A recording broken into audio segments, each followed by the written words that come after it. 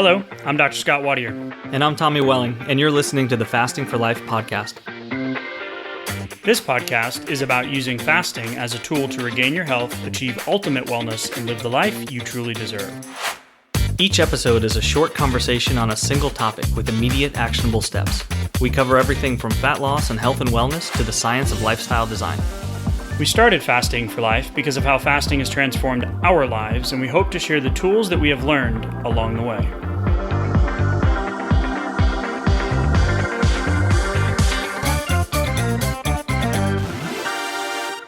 Hey everyone, welcome to the Fasting for Life podcast. My name is Dr. Scott Watier, and I'm here as always with my good friend and colleague Tommy Welling. Good afternoon to you, sir. Hey Scott, how are you? Doing fantastic, my friend. I am freaking excited today because we are going to do a nuanced conversation, a Fasting for Life version overview of something that really kind of strikes a chord with us here at Fasting for Life, personally and professionally. And we're going to go down the rabbit hole of the Joe Rogan Experience, episode 2210. We're on episode 250 something. I can't imagine 10xing that. Incredible feat. Holy moly. Yeah. But we are going to talk about Calley and Casey Means and Levels Health and their conversation that they had on the Joe Rogan Experience. And this is something that really strikes a chord with us. So it's going to be a little bit of a different conversation. But knowing them, and if you don't know them or their background, we'll give you a little bit about it. But Levels Health, a metabolic health company with a CGM, nutrition, lifestyle, just an incredible company. And I've read a lot of Dr. Casey's blogs and articles throughout the years, and never really knew some of the things that were so important and like key drivers for her and Calley, who's a former lobbyist, kind of their perspective on things. So it was really eye-opening for me to kind of go through it and be like, wow, like I knew they were doing some pretty cool stuff, but I didn't know that they were like, that the why behind it was so powerful. And that resonates with us because the why here at Fasting for Life is we want to take on the metabolic disease epidemic. We want to take on the obesity epidemic. We want to take on the blood sugar and insulin resistance epidemic that's silently growing here in the United States and affecting hundreds of millions of people in terms of lifestyle, chronic disease, and quality of life, and literally mortality, early mortality due to heart disease in the top, killers here in the U.S. and worldwide now, honestly. So it's going to be a fun conversation. It will not be doom and gloom if I just ended there on a kind of a negative note. There's a lot of positive things that we're going to talk about and things that you can do in your day-to-day life, and how fasting for us has been such a powerful regulator and control lever that we can pull that affects a lot of the stuff indirectly or directly that we're going to talk about, and kind of highlighting their conversation and some of the main points and philosophical beliefs that they have. So if you're new to the podcast, welcome in. You chose a doozy. It's going to be a fun one. If you are a long-term listener, thank you and grateful for having this opportunity and this platform to be able to impact you, support you, and be on this Fasting for Life journey with you as well. Yeah. If you're new, head back to episode 1, learn a little bit more about Tommy and I, our journey with fasting, how it transformed our lives, and, why we actually do this week in and week out, Tommy. So a little bit different of an open, sir. Where would you like to start? Because, man, was this a deep dive in preparation to get ready for this one? Yeah, I think just the kind of understanding that like behind every conversation, or behind something like Levels Health, which, we've been, following, using CGMs, and, like we've referenced some of their articles and things like that in many conversations. And it's one of those things where continuous glucose monitoring, for example, is like you start to look under the hood, see what's going on. You start to be able to connect the dots to, okay, this is how I'm feeling. This is what my weight is doing. These are what my cravings are doing. Why do I feel like crap every night? Or why do I feel like I'm just drained of energy all the time or at a certain point of the day? Things like getting more data is really, really helpful. So when I started to hear this conversation, hearing where these two were kind of coming from, what their history and background was, I started thinking about where our conversations kind of started, where, going from like the clinical world and in a very like medical training, medical background, and then going, man, but I don't understand how to reconcile what I'm learning, what I'm being taught to do and to focus on with what's going on in my individual body. I don't understand these things I'm being taught to use for patients and for patient health is not helping me on a personal level. So I'm having trouble reconciling this in my brain. And I heard a lot of that, in this conversation. That part really resonated with me. That's where my interest kind of started. Yeah, and I mean, once I put the names together, I was like, oh, interesting. I mean, there's you can go down the rabbit hole with Joe Rogan and his exposure and the conversations he has, and it's really cool though, because his platform lends to some conversations that wouldn't be covered in the normal mainstream. Sure. And this one really resonates because, this is something from a health standpoint, a statistical standpoint here in the US. The reality is that we've got 74% of the population that's either overweight or obese. Mm-hmm. We've got 50% of the population that's now pre-diabetic or diabetic, right? Mm-hmm. And this dysfunction affects really nearly almost every system in the body, leading to insulin resistance, weight gain, and inflammation, all key contributors to the chronic condition or the chronic health epidemic, chronic conditions that we have here in this country. So I don't want to go too far into the how the food and pharmaceutical industries and how they captured the public institutions and influence health policies. Mm-hmm. I'll leave that to Calley and Casey because they share their experience as a frontline, as someone that's in the medical field. Stanford, correct? Yeah, she was a Stanford trained head and neck surgeon. Yep. So Stanford Medical School, and then so opioids, that whole category. And then, Calley, with his experience as a lobbyist, has seen how the money kind of flows with these big corporations. So, right. To influence regulations and also clinical guidelines that are pushed too. Right. So I want to focus mainly on the metabolic dysfunction component. So when we look at like metabolic dysfunction and how it plays a role in modern chronic diseases like Alzheimer's and type 2 diabetes, metabolic dysfunction, overview, real simple, is a breakdown in how the body produces and uses an energy at the cellular level. Yeah. And it's a central theme in the rise of chronic diseases like type 2 diabetes and now type 3 diabetes, aka Alzheimer's, dementias, and that brain deterioration category of conditions. Which makes perfect sense because the brain is the most metabolically active tissue in the body. So if you think about it, if we have an energetic problem, we have a metabolic problem going on or a blood sugar problem, that's going to be seen, not necessarily seen first, but time is basically kind of compressed. Things happen faster. The dysfunction and dysregularity, the ramifications of that are seen on it. Even the long-term ramifications are seen much faster in the more metabolically active tissue. And so we're thinking about, think about the human lifespan, somewhere around 80 years, let's say, maybe closer to 100 if we have, kind of perfect conditions. But so anything that takes a long time to develop is going to be faster happening within the brain, or you're going to potentially see a mismatch within the time span. So you could, if you're prematurely aging the brain, then you start to see problems that would normally come up at the end of life happening sooner and sooner. And that's exactly what we're seeing now, living through, the last, let's say 50 years or so. We're just seeing an acceleration and everything is getting earlier and earlier and earlier as far as the impact. We used to have terms like early onset diabetes that they don't even adult use. Onset diabetes. Yeah, or right? adult onset diabetes. We don't even use those terms anymore because they're no longer applicable. At the same time, something like dementia was just an older person's term that used to be basically like an 80 plus year old's term, maybe. And then now we're seeing it 70s, 60s, 50s. I have a loved one where he started seeing symptoms in the 50s. Right. And it's like, wow, now that we look back, we're like, holy moly, how do we miss that? It's like the blood sugar thing.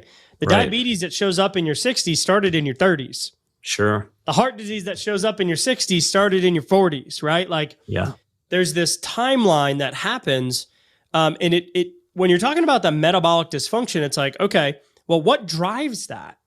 Well, they were sharing, and we believe that the metabolic dysfunction is largely driven by modern diets high in sugar, ultra-processed refined foods.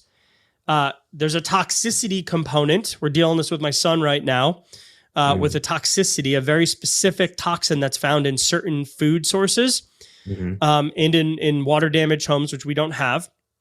But all the stuff that we put on our skin, the beauty products, there's a toxicity component. When we had our clinics, we had 5 key principles that we would live by for optimal health. And one of them was toxicity, like learning how. There was a nutrition component, there was an exercise activity component, but like knowing that we've got microplastics and we have decreased soil quality and we have genetically modified, et cetera, right? So we're not going to go down the conspiracy theory rabbit hole here, right? You can if you want.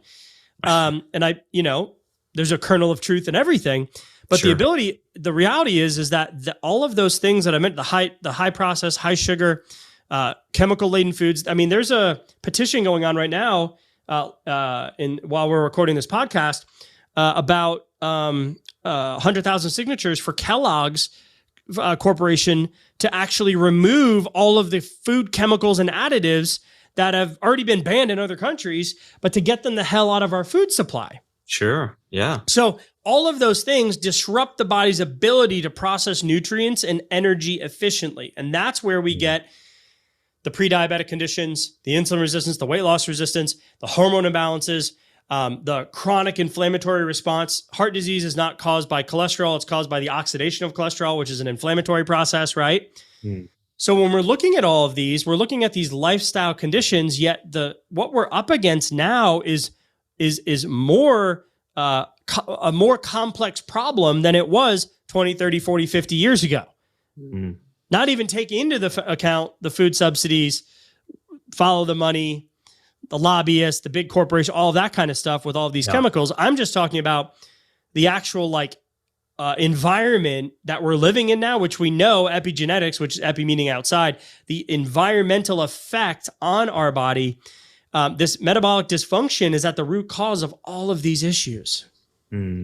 So when we're taking a look at okay, what is the problem? What can I do about it on an individual basis, or as the leader of my house, or right, and as someone in my community, right? Like, so if we zoom in and go, what can I do about it? If I can start to connect these dots and go, okay, my actions matter. I can't control all of these things, right? And that's where a lot of us can kind of put our hands up in the air and go, okay, well, I'm not sure what I can do about it. But when I make a food decision, that's already a point of control right there. So I can opt for different food choices. I can go back to an earlier conversation that we had about salt, sugar, fat. That's a good one where some of the things that I can learn from a book like Salt, Sugar, Fat and go, okay, so this is what's in my food supply right now. And even if I can't just avoid it or always make 100% good decisions, I can still get some knowledge, some information that helps to steer my next food making decision. Maybe makes that ultra processed food that I feel like I have a pull towards or an emotional connection towards, maybe it becomes a little less appealing, which then makes my next food decision a little bit easier, makes it a little less tempting to go for that easy choice sometimes. And that's kind of like, if we were talking about grassroots campaign, that's kind of like where the grassroots campaign started for me, because I was a big Diet Dr. Pepper guy, where I was counting calories. Diet Dr. Pepper didn't have, pre-med school, right? Yeah. Pre-med, right? Yeah. So it didn't have any. I was looking for a little bit of caffeine, but I was mostly looking for that kind of that sweet hit. And that was balanced by a lot of the salty processed foods that I was having, that I was also tracking the calories for. And so it was kind of working it into the equation. But when it was all said and done, at some point when I was about 30, I was like, man, I think there's an issue that I have a pull towards some of these foods and I don't really have much control over it. Right. And luckily that's kind of when I picked up salt, sugar, fat was like around that time. So like it's fantastic. And so just having that in the back of my head started to lead me towards some better food choices without just feeling like I needed to pull myself up by my bootstraps and just change all my habits at once. Yeah. And so when we're looking at this big picture, I want to kind of recap before we go into some like real true actionable things that you can do to control those levers, right? Control what we can control. Sure. I'm going to, Calley and Dr. Casey, I mean, they're on it. They're frontline, the petitions with Kellogg's, like RFK. I don't care where you stand in terms of the political spectrum. I care what he stands for because it's affected my life. It's affecting my kids' health. We're breaking the generational curse of this lifestyle disease that's increasing rapidly, even though we're spending trillions and trillions and trillions of dollars more on a very reactive healthcare system, not a preventative healthcare system. So one of the big things is the capture of the public health by food and pharmaceutical industries. Go hear that from the horse's mouth. Go hear it from them. Get their take on it. And what they kind of give you a peek behind the curtain, right? But then we have this metabolic dysfunction category of stuff that we teach and preach and coach on each and every day because we were in these categories and we've had the ability to reverse it and help thousands and thousands of other people do the same. Yep. But there's two other things that they mentioned that I thought were really powerful was the reactive nature, not the preventative nature of the healthcare system. Now, I say this all the time. If you look up the definition of health, leave that in. If you look up the definition of health, it's not just going to be an absence of symptoms or pain or disease. It's going to be a properly functioning body, mind, and spirit. It's like it's all of them, right? It's balance, it's physiology, it's homeostasis, it's quality of life. So we have a system that focuses on managing symptoms with medications rather than preventing or reversing the disease, right? Absolutely. So we have a health institution and a health insurance, and I used to do coding and billing and own multiple clinics. So I've seen it, right? From front lines, getting the call from the insurance company on behalf of the patient complaining to me that the thing we wanted, the preventative non-surgical spinal decompression that we want to do is non-covered and blaming us. And now the patient's mad at me because the advocate from the insurance company called my office manager, was like, here, you take this call. I'm like, oh, great. So I walked them through it. And then the patient got off the phone and they're like, wow, I feel duped. Like, I'm sorry, doc. Like, I had no idea. I'm like, no, I'm doing the thing that should be covered. Right? Yeah, that's going to prevent you. And we were getting blamed for it. So there's this reactive nature, right? What's the code? What's the diagnosis? What's the treatment? Surgery or medication are the two main levers. So the conversation needs to shift to the stuff that we talk about, which is the prioritization of preventative care, proper nutrition, exercise, et cetera, because there is a financial connection to this current system. It's a business, right? Sure. So yeah, we don't want to be dependent on the system. We want to use the system when we need it in life-saving situations, right? And that's part of my story, personally and professionally, right? So this societal shift that they mentioned is the last component before we get into the action steps, is that they called it, which I really liked the way that they worded this, was a societal shift toward prevention. And this is something that I coach and consult with for functional medicine providers, is root cause treatment or root cause analysis, because our health is connected to our environmental health. I'm dealing this with our son with severe eczema, right? Like, there's a metabolic dysfunction. We finally isolated the issue of where it's coming from, and now we need to put a plan together to help him detox and heal from it. This was not something he was born with, okay? It's not some random iatrogenic thing. There is a cause, and it's environmental. It's food supply related, right? So we need to look at things like healthy diet promotion, physical activity, and reducing the toxic and chemical exposure, right? So when we look at this, we've got the healthcare system captured by pharmaceutical industry, food industry, that influences the public health policy that leads to reactive medicine that focuses on treating symptoms, right? We need to flip that. We've got metabolic dysfunction, which causes chronic diseases, which result from processed foods and refined ultra-processed foods and toxicity. That include type 2 diabetes and obesity. And then underlying that is insulin. And then insulin goes to all the cascade of hormone imbalances, low testosterone, visceral adiposity, early menopause, COPD, strokes, cardiovascular disease. It just keeps going. And then those chronic diseases also include Alzheimer's disease. All of those things are linked back to that metabolic dysfunction. Then we have this societal shift that requires a root cause treatment or analysis, preventative in nature or reversal in nature, right? To improve health metrics long-term in longevity and quality of life in the later decades, which leads to a healthy lifestyle, which is linked to the diet, exercise, and environmental health conversation. So how do we fix this metabolic dysfunction? How do we in our lives get control over, oh my gosh, fire hose, like doom and gloom, my head's going to explode, right? Right. Well, there's some certain things that we can do, and we've got a list of them, and we're going to go over those for you now. So what I heard there was, what can I do to take some control, to pull a lever, maybe to throw a wrench in the system, right? Yeah. In the gear here. Yeah. And so to operate outside of the status quo, to try to get a different result, right? To try to do it differently, which is something that we truly believe. Like, we're fasting.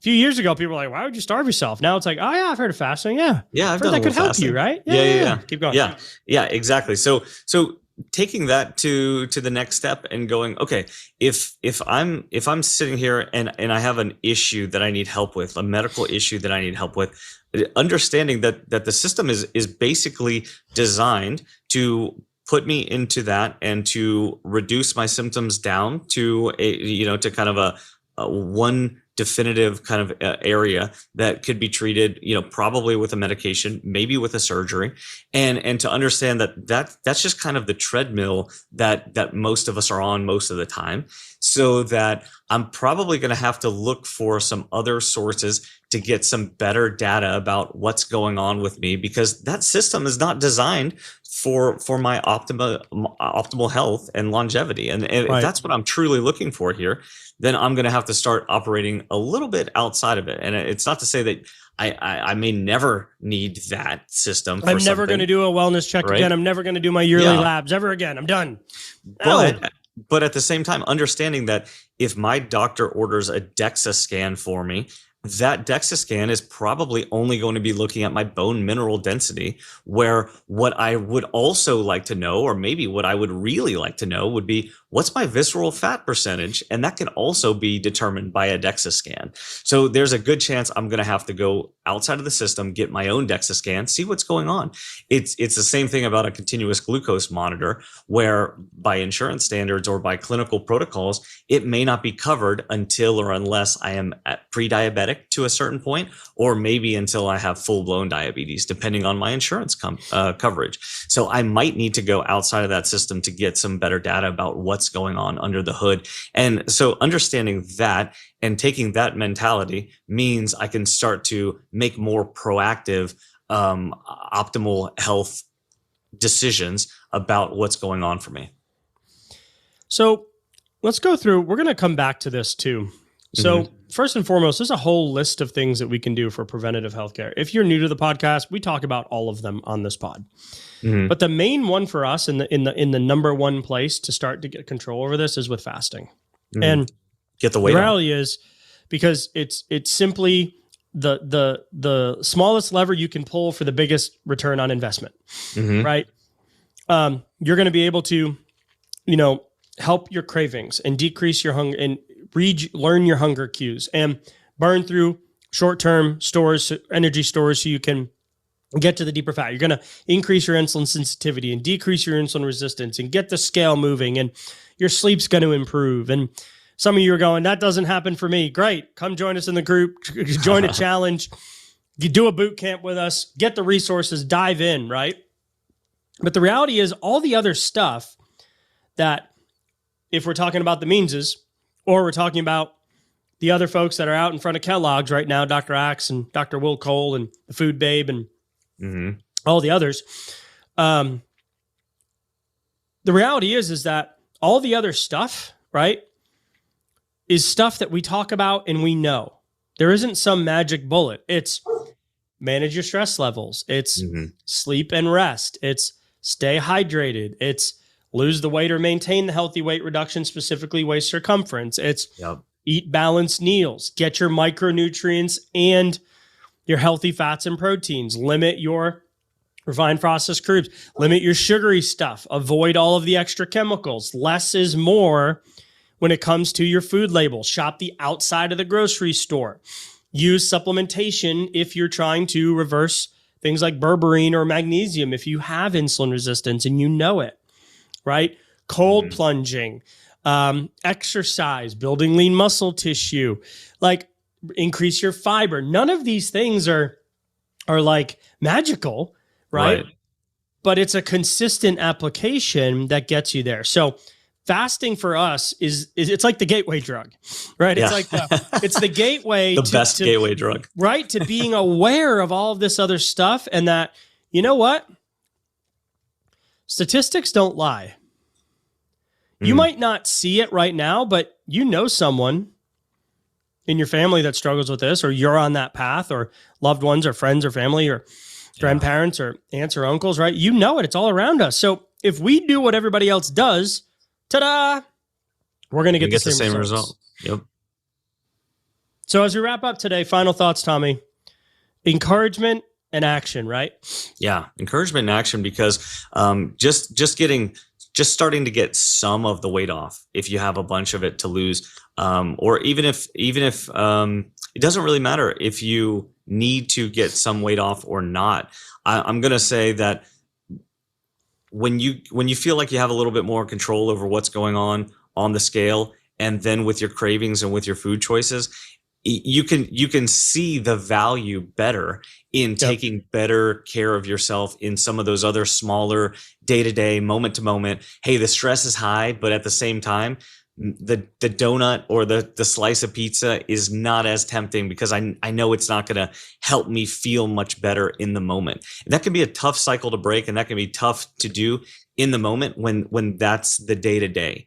And it can be tough to want to take my supplements or get up a little earlier and do a cold plunge or do my morning workout when I don't feel like I have control over what's going on in the scale. So a little bit consistency with your fasting and fat loss efforts, getting a little bit of the weight off, can really start a powerful process of building momentum.